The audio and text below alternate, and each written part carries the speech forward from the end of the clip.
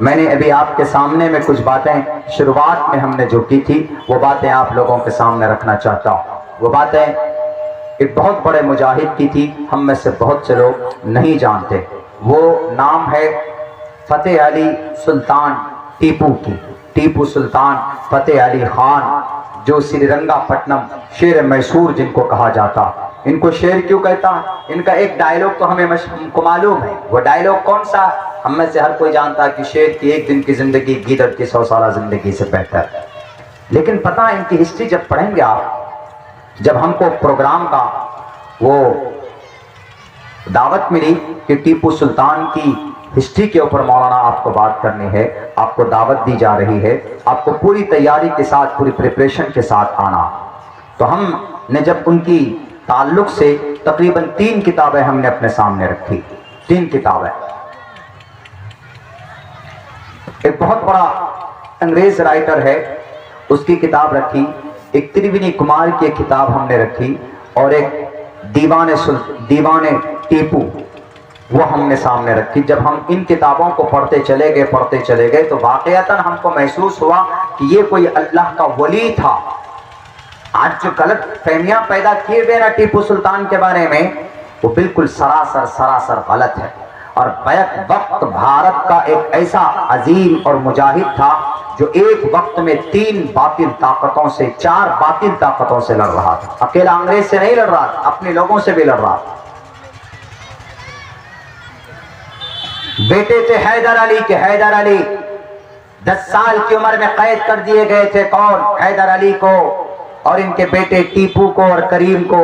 अपना एक छोटा भाई 5 साल का, और ये टीपू 10 साल के थे जब कैद कर दिए गए सुल्तान के राजाओं के जरिए से। तो उस कैद के दीवार को तोड़कर, उस खिड़की के लोहे को काट कर अपने भाई को कंधे पर बैठाकर उस जेल से फरार हुए। इसके अब्बा मोहतरम कुछ ही दिनों में मैसूर के बादशाह बन गए, सिपहसालार थे उस वक्त के राजा के, किसी वजह से जेल जिलावतन कर दिए गए थे। मैं मुख्तसरन बात करूंगा क्योंकि ये महीना वही गुजरा है कि इसी महीने की 20 तारीख को उनका जन्म हुआ था। शरीय एतबार से तो यौम पैदाइश मनाना गुनाह है। जो हम लोग हैप्पी बर्थडे मनाते हैं, happy birthday, happy new year मनाते हैं, happy birthday to my father, happy birthday to you my daughter मनाते हैं। It's not allowed, it's crime according to the Quran. Quran करीम की नजर में ये जुर्म है, काबिल गिरफ्त है, ये सजा के मुर्तकिब होंगे अगर कोई आदमी कोई बर्थडे मनाएगा, अगर कोई आदमी अपनी जन्मदिन के ऊपर केक काटेगा। तो 20 तारीख को चूंकि लोगों के बीच में इनको एक क्रिमिनल बनाकर पेश किया गया, क्रिमिनल बनाकर। एक लंबी इतिहास है मेरे नौजवानों, मोहम्मद रसूलुल्लाह से लेकर 1924 तक, 1924 तक कहीं पर भी कहीं ना कहीं एक न एक खलीफा रहा है, एक न एक बादशाह रहा है, एक न एक सुल्तान रहा है, मुस्लिम इंपेरर रहा है।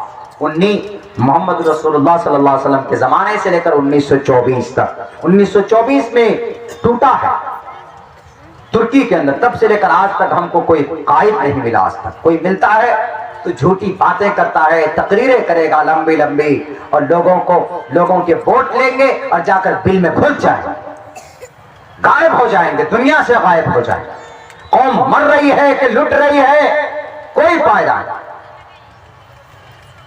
कोई पूछने वाला नहीं। झूठे लोग हैं बैठे हुए हैं गद्दी पर, कुर्सी पर। इसलिए मैं कहता हूं कि छोड़ो दुनिया के किसी के कहने पर, बहकावे पर मत आओ, अपने एतबार से स्ट्रांग बनो।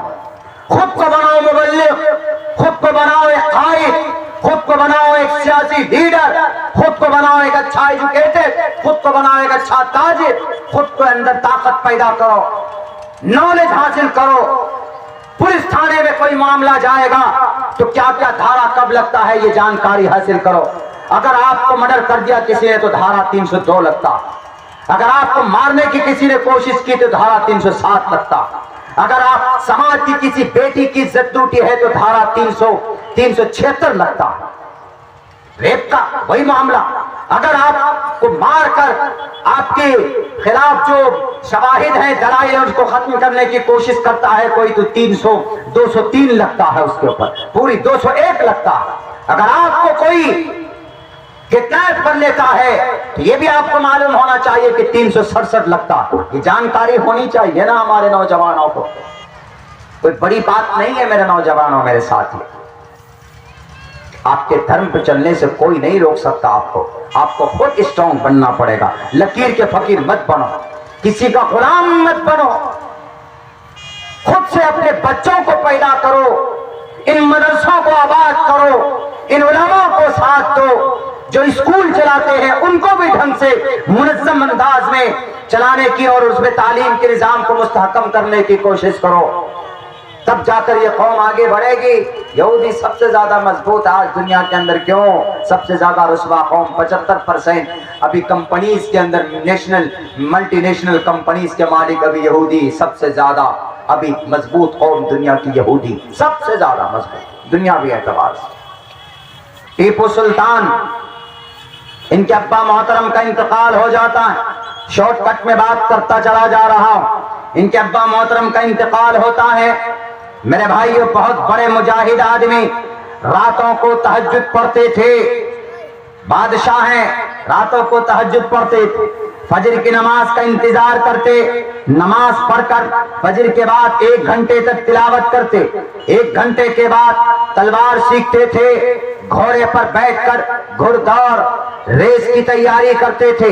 इसीलिए मैंने कहा था कि अगर आप अच्छा ड्राइवर बनते हैं, अगर आप अच्छी गाड़ी चलाना जानते हैं, चलाना सीखते हैं, वो नहीं इसलिए नहीं कि नहीं दामाद हमारा जहेज में देगा तो इसीलिए हम मोटरसाइकिल सीख रहे हैं, और जैसे ही जहेज में खपाची आपको मिला और आप खपाची पे बैठे, मुंह में पान डाला, उसके बाद 1 मरतबा 100 पर पहुंचा देते हैं, जाकर कहीं ठोक देते। एक हमारे कारी साहब थे, वो बोले क्या मौलाना, मैं बहुत दिन से गाड़ी चलाता था, लेकिन जिस दिन हमको ससुर ने खुशी में एक तो मोटरसाइकिल दिया, उसी दिन अगले दिन हमारा एक्सीडेंट हो गया। हमने कहा क्या, जहां पर भी जहेज की निस्बत आएगी ना हजरत कारी साहब, वो एक्सीडेंट होता ही है। ज्यादातर वही बाइक एक्सीडेंट होते जो जहेज में दिए जाते। नहीं, आप बेहतर ड्राइविंग सीखिए, मना नहीं, आप बेहतर कार के ड्राइवर बनिए। अल्हम्दुलिल्लाह मैं हूं, हम खुद से ड्राइव करके, हमारा पायलट हमारे साथ है ड्राइवर, लेकिन मैं खुद से गाड़ी ड्राइव करके आया हूँ। यहाँ से जाऊंगा तो मुमकिन है कि हम खुद से ड्राइव करके जाए, हमको शौक है इस चीज का करने का। अपना काम खुद से करने की नीयत साफ करके कीजिए, बेहतर ड्राइवर बनिए। पहले जमाने में घोड़े होते थे, बेहतर घुड़सवार होते थे, लेकिन आज के डेट में तो कोई घोड़ा तो है नहीं।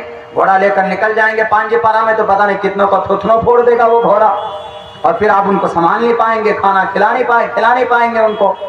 वो नहीं है, ऐसा नहीं है। अश्वमा शुगमारुहा, बाज़ाब्ता तज़किरा है संस्कृत में किसकी? बेहतरीन ड्राइविंग की। अश्वमा शुगमारुहा देवदत्तम जगतपति यशिनाथ दूधमन मठेश्वर्य गुणन्वितः अष्टो गुणः पुरुषं दीपयन्ति प्रज्ञा चकोरं च दम शुरुतं च पराक्रमस्य बहुभाषिता च दानं यथा शक्ति कृतिज्ञता च यात युवं भुवं देवः स्वयं शावतरणे रतः। घोड़े लेकर उतरे 4 लोग और घोड़े की तेज रफ्तार सवारी पे बैठकर, तज़किरा है बेहतरीन ड्राइवर की, बेहतरीन सवारी की। आप बेहतरीन ड्राइवर बनिए, मना नहीं है, लेकिन नीयत साफ कीजिए कि हम बेहतर ड्राइव बनते हैं, बेहतर करते हैं, ताकि हमको अपने दीन के काम में इस्तेमाल करेंगे, कभी इस्तेमाल होगा करेंगे, दूसरों की मदद के लिए इस्तेमाल करेंगे तो इंशाअल्लाह आपका बेहतर ड्राइवर, अच्छा ड्राइवर बनने का ये सपना भी आपके लिए बाइस है सवाब। तो फजर के बाद तिलावत के बाद जाते थे तलवारबाजी, तलवारबाजी के बाद नाश्ता, उसके बाद फिर क्या करते थे? बड़े मुजाहिद की बात कह रहा हूं मेरे भाइयों, अंग्रेज ने लिखकर भेजा, अंग्रेज को भारत में कब्जा करने के लिए अगर कोई रुकावट बना हुआ था तो उसका नाम यही टीपू सुल्तान। टीपू सुल्तान को हटाने की लाख तरकीबें कर ली, कोशिशें कर ली। जनरल लॉर्ड कॉर्नवालिस, उसको बुलाया ब्रिटिश ने, ब्रिटिश से भेजा जाता है और कहता है कि टीपू सुल्तान को किसी तरह रास्ते से हटाओ, ये जिद्दी है, नहीं मान रहा है। और टीपू सुल्तान एक तरफ खड़े थे मैसूर में। मैसूर उस वक्त भारत का सुपर पावर था। ये ना जानकारी बहुत जल्दी नहीं मिलेगी, सुन लीजिए, उसके बाद जाकर सो जाइएगा, मुझे भी जाना है। श्रीरंगापट्टनम मैसूर, आज की तारीख का मैसूर, वहां पर खेती होती थी मसाले की, गरम मसाले की। इस एतबार से अंग्रेज की नजर वहीं पर थी मैसूर में, लेकिन टीपू सुल्तान मानने के लिए तैयार नहीं थे।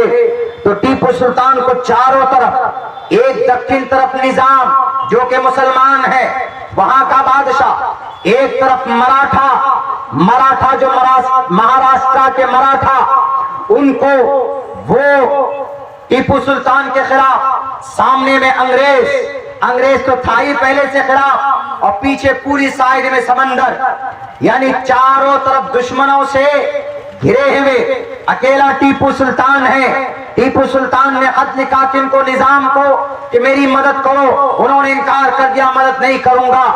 लिखा मराठा को, उन्होंने इनकार कर दिया कि मैं नहीं करूंगा, मैं आपकी मदद नहीं करूंगा। मेरे भाइयों, मेरे साथियों, अंग्रेज चाहता था कि टीपू सुल्तान को कैसे जमीन से, इसको गद्दी से उतारा जाए। तो लॉर्ड कॉर्नवालिस आया और उन्होंने सबसे पहले टीपू सुल्तान के जो